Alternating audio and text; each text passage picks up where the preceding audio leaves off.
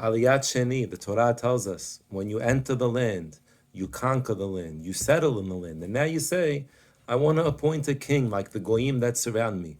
Go ahead, you're allowed to appoint a king, but only a person that God will choose, either through a prophet or through the Urim Betumim. And the king has to be someone who's born as a Jew. Also, the king has certain laws. He's not allowed to have too many horses, because inevitably that will direct the Jewish people back to Egypt in order to acquire more horses. And I told you, don't go back to Egypt. And he cannot have too many wives, because they will sway his heart away from God and towards idol worship. And he cannot have too much silver or too much gold. Also, he has a commandment to write two copies of a Sefer Torah, one for storage and one on him, wherever he goes. And he should read it all his days. And by having that extra Torah with him wherever he goes and learning it, that will prevent him from having an exalted heart and from swaying from the Torah. And in that zechut, his kingdom and the kingdom of his children will be lengthened.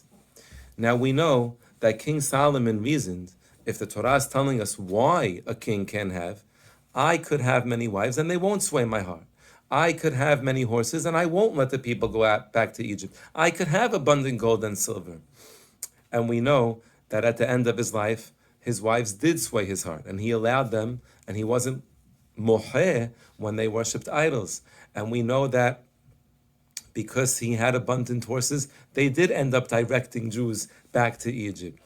It backfired on him. And at the end of his life, Shlomo HaMelech realized his mistake. And Rav Pinchas Friedman explains that's why Shlomo HaMelech wrote the books of Mishleh, the books of Kohelet, and the book of Shir HaShirim.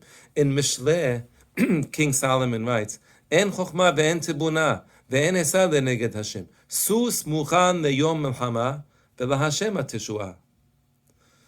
You have a horse, you think that's what's going to make you win the battle? The battle comes from Borei Olam.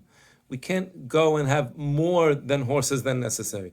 In Kohelet, Shlomo HaMelech realized his mistake in acquiring abundant gold and silver. He writes in Kohelet, Kanasti li gam kesef ezahab. I acquired a lot of gold and silver.